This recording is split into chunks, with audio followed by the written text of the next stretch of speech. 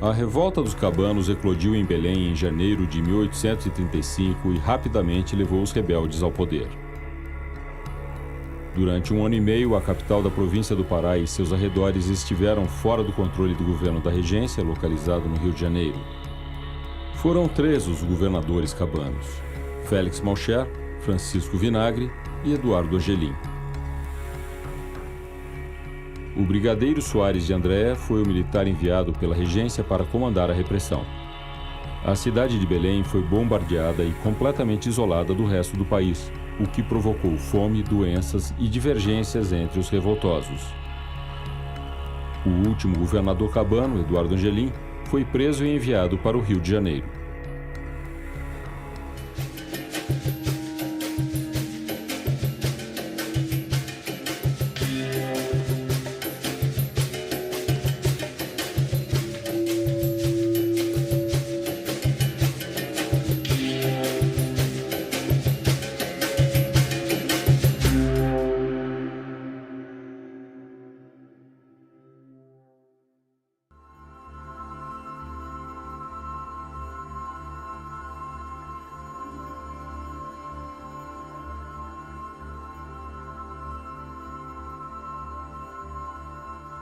O brigadeiro Soares de Andréa ocupou Belém e tornou-se o novo presidente da província do Pará.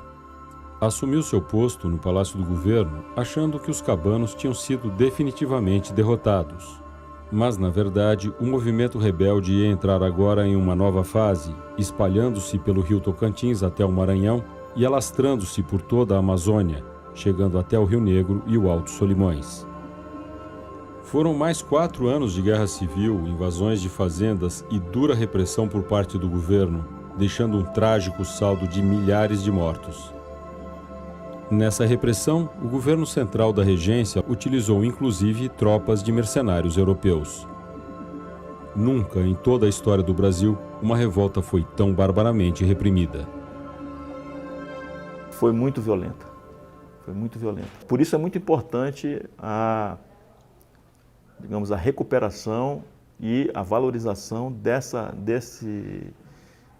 revolução que aconteceu no Pará, na Amazônia do século XIX.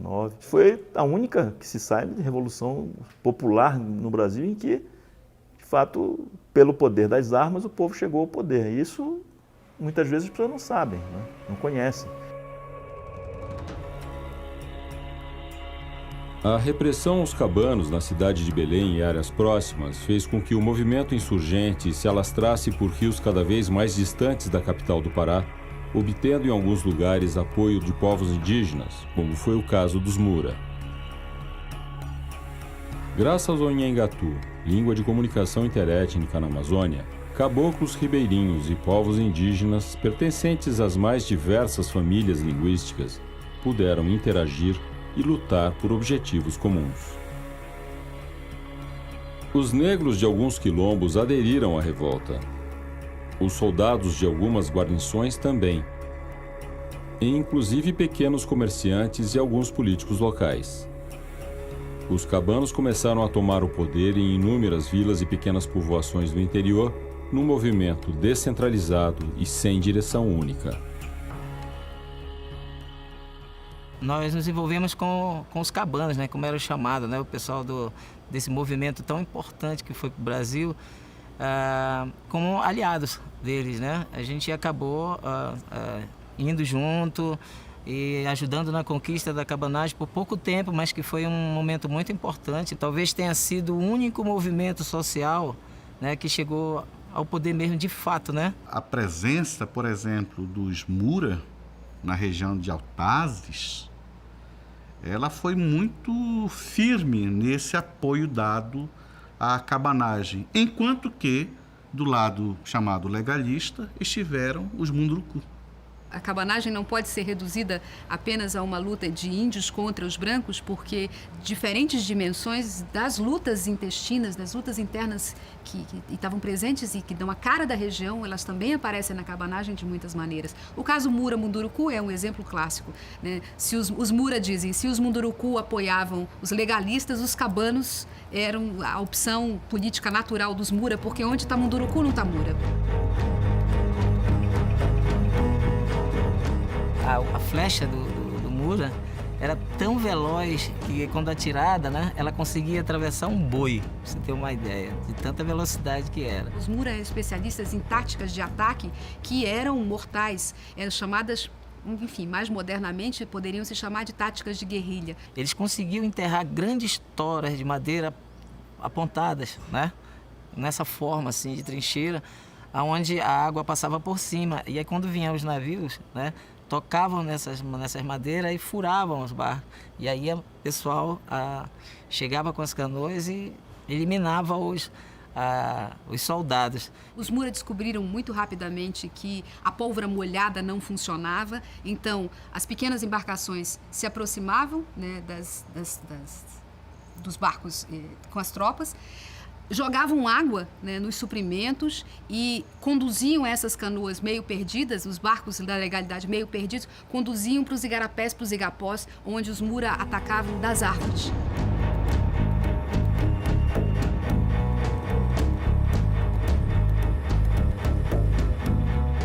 A grande massa dos cabanos era composta de tapuios. Quem eram os tapuios? Os tapuios eram indígenas que eram catequizados, eram escravizados nas fazendas, trabalhavam nas cidades de Santarém, Óbidos, Aveiro. E quando eclodiu a cabanagem, os tapuios viram a grande chance deles mudarem a história, deles se libertarem, se vingando e mudando a estrutura da sociedade. A cabanagem se espalhou por um imenso território coberto por florestas, o que tornava a repressão algo extremamente difícil. Na ilha do Marajó e em terras do atual estado do Amapá, ocorreram violentos conflitos. Santarém foi ocupada pelos cabanos. Manaus aderiu aos revolucionários sem resistência. Existem vários líderes que ainda hoje são lembrados no interior da Amazônia, né? E além do Apolinário Maparajuba, que foi o grande líder lá de Cuipiranga, que foi morto numa batalha aqui em Manaus, um outro líder muito lembrado é Jacó Patacho.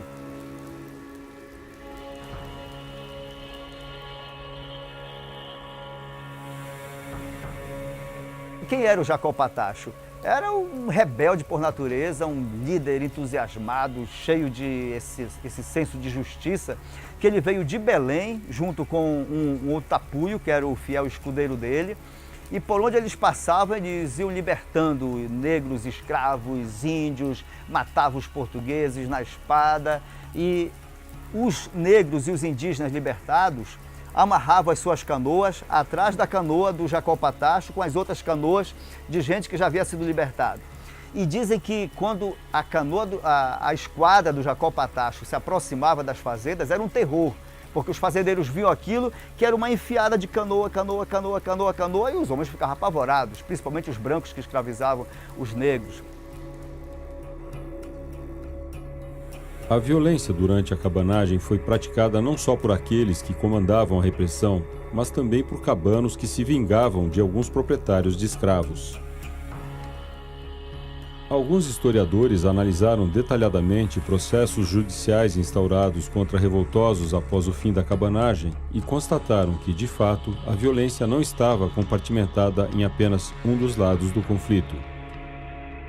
A documentação que fala do Cuipiranga anuncia rituais de violência específicos para o Baixo Amazonas.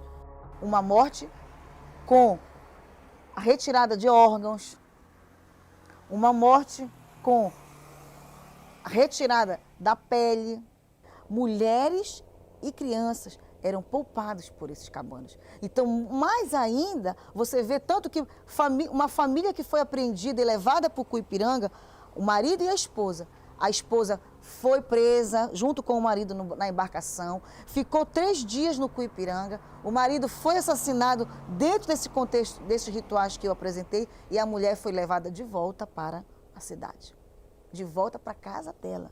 Os moradores viram que era um momento propício de ter aquela justiça e, para alguns, de fazer vingança também. Daí a forma como os cabanos reagiram contra os portugueses, seus algozes, e a vontade de fazer uma sociedade diferente. Você veja que, por exemplo, o Miguel Apolinário Maparajuba, ele era um cristão, ele conhecia a Bíblia, tanto conhecia que ele usava trechos da Bíblia para animar os seus rebeldes, os seus liderados. Então esse senhor, ele era motivado por ideais indígenas, nativos e também por ideais europeus. Então, juntando isso, ele queria uma sociedade melhor. Quando ele dizia meus irmãos, ele realmente acreditava que era possível uma sociedade na Amazônia onde as pessoas fossem irmãs umas das outras, né? Índios, negros, brancos inclusive.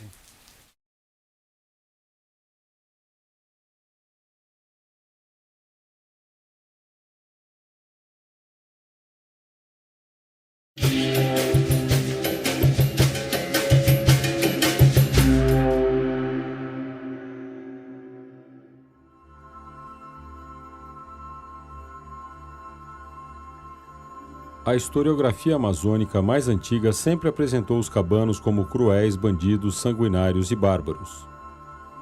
Essa generalização não corresponde à realidade.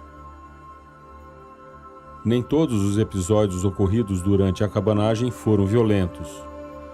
O melhor exemplo aconteceu com o Comando Cabano do Baixo Amazonas, que era liderado por Francisco Bernardo de Sena, homem negro de fala fácil e alfabetizado, o que era raro em 1836.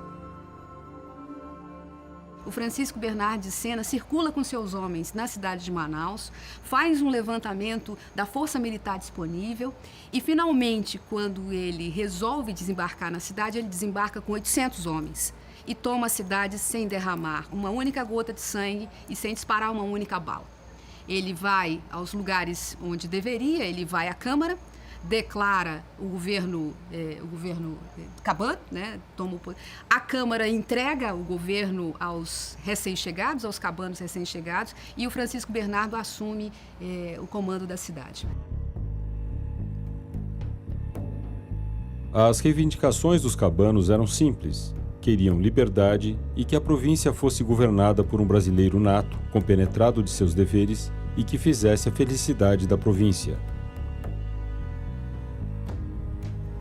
De uma forma muito inteligente, muito diplomática também, ele chama membros da Câmara para assumir determinadas tarefas no comando da cidade. É importante dizer que até a crônica, isso dura cerca de 6 meses, e até a crônica mais oficial que trata desse período reconhece que o Francisco Bernardo de Sena foi um dos dirigentes da cidade mais ilibados e que tratou com extremo cuidado os dinheiros, os negócios públicos, especialmente os recursos públicos. Ou seja, aqueles homens que eram tratados como acelerados, bandidos, malfeitores, na verdade, ao assumir o comando da cidade de Manaus, é dito e havido como um dos seus melhores administradores. Com a tomada de Manaus, o movimento cabano alastrou-se como fogo em relva ressequida pelos rios Negro e Solimões até as fronteiras do Peru, Colômbia e Venezuela.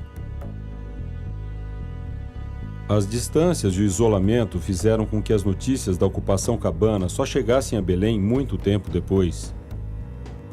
Enquanto os cabanos permaneciam no poder em Manaus, o brigadeiro Soares de Andréa dava início a uma violenta repressão a partir de Belém. No Rio Negro, a onda anticabana foi desencadeada por Taqueirinha e Bararoá, 2 homens extremamente truculentos e cruéis. As atrocidades são muitas, né? Vão desde o assassinato indiscriminado, né? A invasão de propriedades de gente que não tinha nada a ver com isso, de gente que estava, inclusive, apoiando as forças legais, os saques às propriedades, as violências que fazem parte de todas as guerras, né? Os roubos, os estupros. Você tem um conjunto de coisas que não fica nada a dever à crônica de qualquer guerra suja. Os rebeldes que caíssem nas mãos de Taqueirinha ou de Bararoá tinham a vida perdida, pois eles não faziam prisioneiros. Essa fama se espalhou e mesmo 10 anos depois, o primeiro presidente da província do Amazonas, Tenreiro Aranha, ainda afirmava que Taqueirinha e Bararoá praticavam em nome da legalidade os mais bárbaros e canibais crimes por mera satisfação dos seus instintos de fera. Os Muras sabem que foram eles que colocaram um fim nas atrocidades do Bararoá e os Muras têm consciência e fazem questão de dizer isso.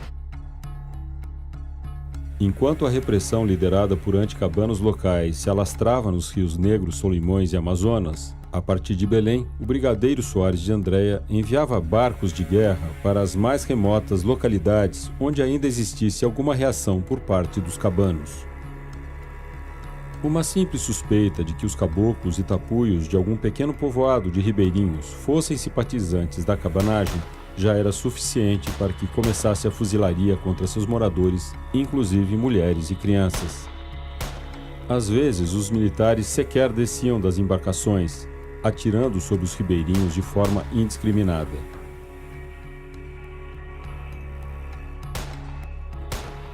A maior parte das 40 mil vítimas da cabanagem morreu assim, e não em combate.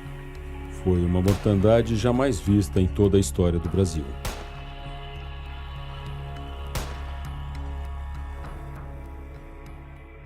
Depois da cabanagem, a gente foi caçado, perseguido, as casas eram queimadas, né? Onde tinha a aldeia era queimada e matavam as pessoas. Os próprios moradores de Vila Franca, de Pinhel, de Cuipiranga, eles dizem numa só voz que depois da cabanagem acabou tudo. Os moradores tiveram que fugir para se esconder nos buracos, na mata, nos troncos de árvores. Sumiram na mata, porque ficar na beira do rio era muito perigoso, né? As forças da repressão passavam. Então a gente sofreu isso e a perda maior foi a língua materna, que foi proibida de ser falada. E aí por que parou de falar? Porque assim, as mães tinham medo de ensinar as crianças, né? E as crianças aprendendo a falar, iriam falar na frente dos guardas, etc., dos soldados, e seriam mortos. Então isso passou a ser passado de pai para filho, não falar mais a língua, né? Então esse talvez tenha sido, entre outras coisas, né? A questão da cultura mesmo própria, a questão do artesanato, que a gente foi proibido de fazer isso. Na verdade, a ordem era dizimar, né? Aos poucos, mas dizimar todo o povo Mura. O maior número de mortos, com certeza, foi de índios, tapuios e caboclos. Ou seja, esses agrupamentos humanos que tinham uma tradição amazônica e que sofreu enormemente aí com as perdas em vidas. Se é verdade que esse montante, em números redondos, de 40 mil mortos, a maior parte, com certeza, não foi de brancos, e sim desses grupos étnicos com fortes raízes indígenas.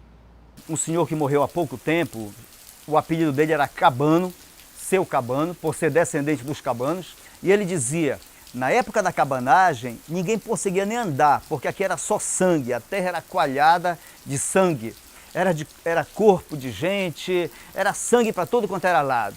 Sangue, sangue, sangue.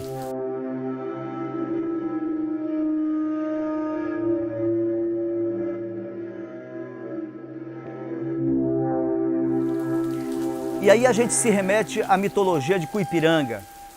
Cuipiranga é lembrado por todos como o lugar cuja areia era branca e essa areia ela foi transformada em areia vermelha devido ao sangue dos cabanos.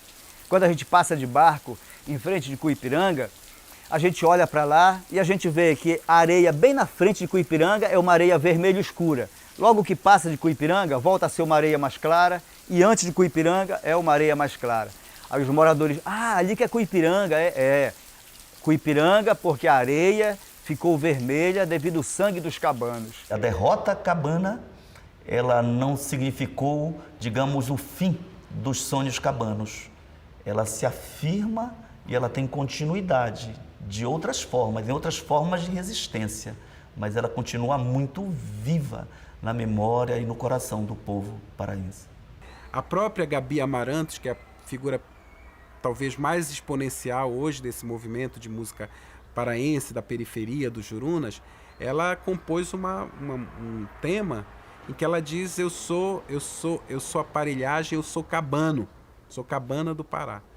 Então, a ideia de que a identidade paraense, essa identidade aguerrida e periférica, passa pela cabanagem.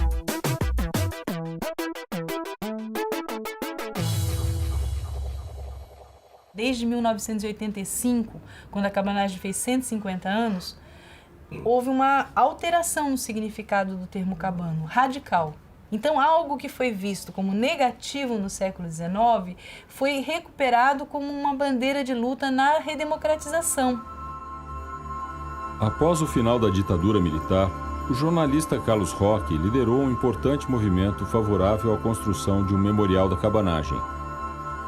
Esse monumento foi construído na cidade de Belém e inaugurado no dia 7 de janeiro de 1985. Carlos Roque, ele faz um movimento de reentronizar os líderes cabanos. Ele vai para aqui, para o município aqui em frente, que é Barcarena, e traz os restos mortais dos cabanos, né? Dos líderes cabanos. Então, dos 3 governadores cabanos, Malché, Angelim e Vinagre, e também do mentor, dito mentor da cabanagem, o Batista Campos, Cônego Batista Campos. Então, os 4 restos mortais foram depositados ali em 4 criptas. E o monumento foi construído pelo Oscar Niemeyer. Neste memorial, a ideia era de que as lutas políticas, elas têm reveses, mas elas continuam, né? E o memorial é apontado para Brasília. É como se fosse um raio que aponta em direção a Belém, Brasília. A cabanagem foi um processo desigual, heterogêneo, que assumiu formas diferenciadas nas muitas regiões amazônicas pelas quais se alastrou. Por isso, muitos historiadores usam a palavra cabanagens, no plural, para se referir a essa grande e multifacetada revolta. Existe uma discussão enorme entre historiadores, sociólogos. Aqui mesmo na Amazônia, existe uma tradição polêmica para decidir se foi uma revolta, se foi uma revolução, se foi... Que tipo de classificação a gente pode dar para a cabanagem?